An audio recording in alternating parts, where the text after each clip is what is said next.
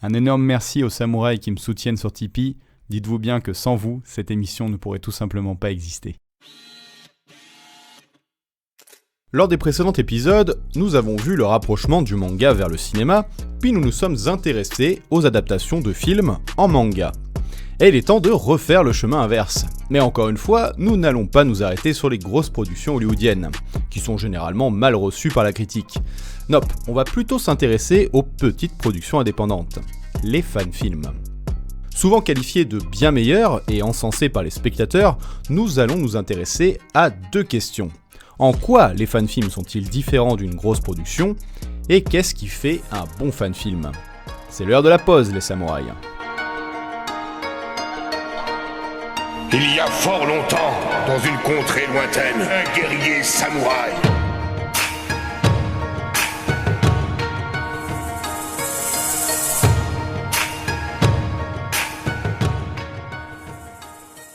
Bon, avant de rentrer dans le vif du sujet, vous commencez à connaître la chanson, j'aime bien savoir de quoi on parle. Du coup, c'est quoi concrètement un fan-film ? Et d'où ça vient ?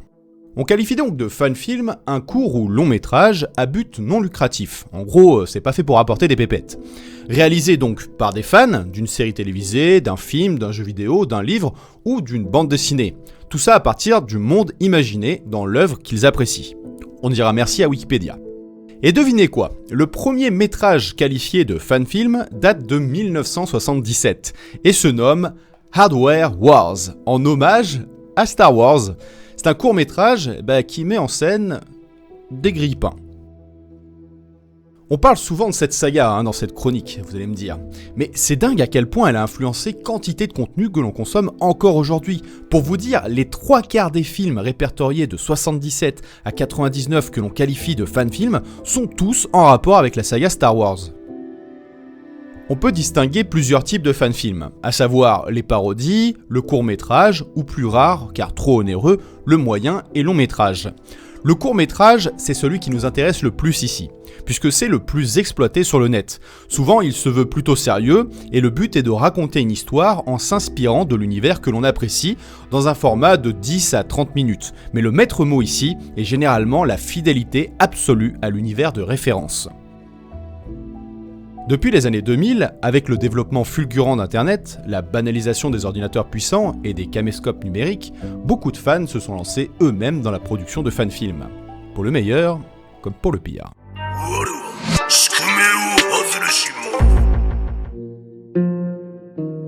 Quelle est selon vous la première différence majeure entre une grosse production qui adapte un manga et un fan-film ? L'argent ! Ouais, c'est pas faux. Forcément, l'aspect financier et les limites techniques vont avoir un impact sur la réalisation du métrage. Pourtant, cela n'empêche en aucun cas de réussir là où de grosses productions échouent. Cela peut être même un avantage, le public étant un peu plus indulgent avec ce type de production. Mais pour moi, il existe un autre élément tout aussi important. La cible. Là où une grosse production va vouloir toucher un vaste public afin de rentabiliser au maximum son investissement, le fan-film lui va cibler en priorité les fans de l'œuvre en question. Et cela a un impact significatif dans la réalisation. Par exemple, les fan-films s'embêtent rarement à introduire l'univers dans lequel l'histoire se déroule, puisqu'ils sont destinés avant tout aux connaisseurs de l'œuvre. De ce fait, le fan-film va chercher à parler immédiatement à ces derniers, et veillera en priorité à rester cohérent par rapport à son médium de base. Là où certaines grosses productions vont plutôt chercher une cohérence avec notre propre monde, afin, une nouvelle fois, de parler à Monsieur Tout-le-Monde, au risque de perdre complètement le fan qui ne reconnaîtra plus l'univers qui lui est si cher. Bien entendu, être fan et vouloir une cohérence absolue n'est pas gage de qualité. Car si on parlait de médium précédemment, il faut aussi prendre en compte que certains gimmicks des mangas ou des animés sont totalement liés à leur support, et ne s'adaptent tout simplement pas au live-action movie. Il faut donc trouver le juste milieu pour lier les deux supports. Beaucoup de fan-films malheureusement commettent l'erreur d'être réalisés comme un animé, et donc ne tiennent pas compte de cette transition de support. Et dans la majorité des cas, cela va créer une rupture avec le spectateur. Même si ici, on est d'accord, ça reste une question de goût. Mais personnellement, voir des gimmicks de manga en live action, ça passe pas. Ça me met limite mal à l'aise. À part si la démarche se veut parodique, évidemment. Mais ça, c'est encore autre chose.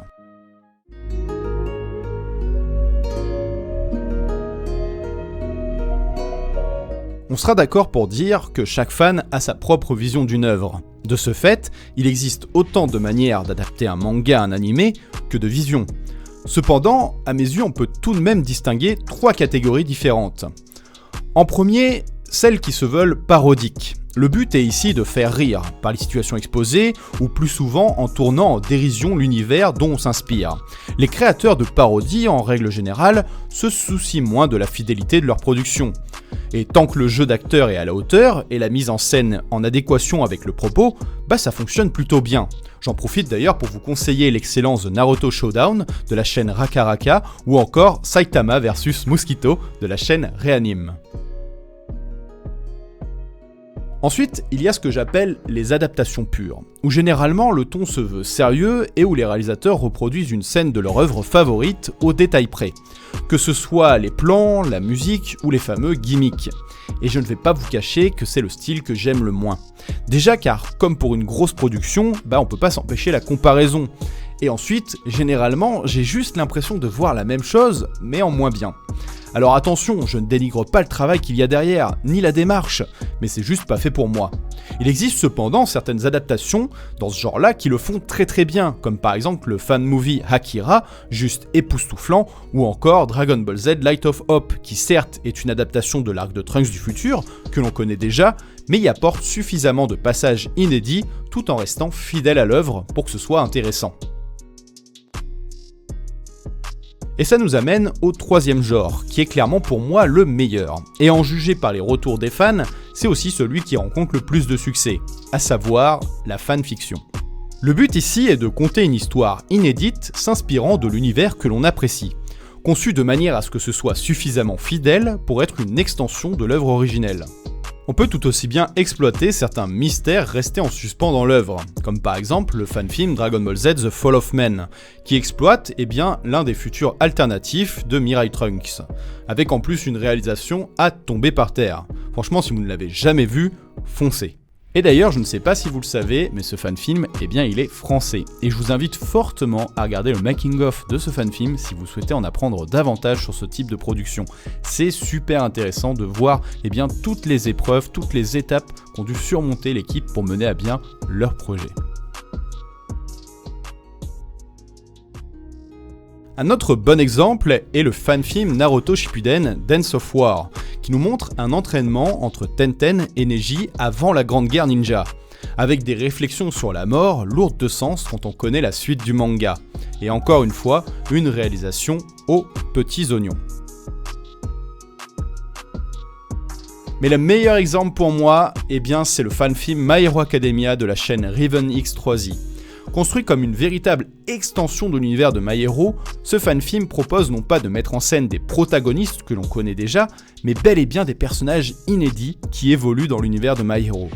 Les références et la cohérence sont suffisamment bonnes pour s'intégrer parfaitement à l'univers originel, d'autant qu'avec ce parti pris de ne pas mettre en scène de protagonistes connus de l'univers, le film ne souffre pas de la comparaison. Et oui, combien de fois avons-nous été déçus, que ce soit par un fan-film ou une grosse production, par les acteurs qui incarnent le personnage, soit par leur prestation, soit tout simplement parce que physiquement ils ne correspondent pas vraiment à l'image que l'on se faisait du personnage. Vraiment, si vous n'avez jamais vu ce fan-film, je vous le conseille fortement.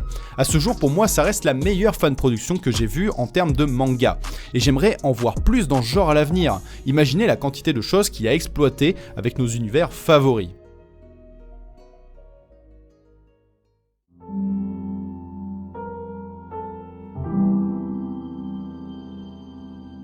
En conclusion, si je devais répondre à la question « Qu'est-ce qui fait un bon fan-film ?», je dirais que c'est de trouver le bon équilibre entre fidélité et originalité. Un équilibre difficile à trouver, j'en conviens, surtout avec le format manga animé. Enfin, si vous vous demandez si un jour on verra un équivalent en salle obscure avec de grosses productions et de gros moyens, je dirais qu'il en existe au moins déjà une, à mes yeux. Et qu'elle est française en plus. Et oui, je veux parler du film City Hunter, enfin, Nicky Larson et le parfum de Cupidon, de Philippe Lachaud. Alors je sais que les avis divergent, que certains ont adoré et d'autres détesté, mais honnêtement, à l'époque je ne m'attendais absolument à rien avec ce film. Et pourtant, lors de mon premier visionnage, j'ai trouvé qu'il était si bien construit qu'il pourrait totalement s'intégrer à un épisode de la série animée. En soi, il est construit comme un fan-film. En gros, on sent que c'est fait par un fan pour des fans, mais suffisamment fait habilement pour parler au grand public. Quoi qu'il arrive, il y aura toujours une poignée de passionnés suffisamment motivés pour faire rêver les autres, peut-être même que vous en faites partie. Et pour vous alors, c'est quoi un bon fan-film ?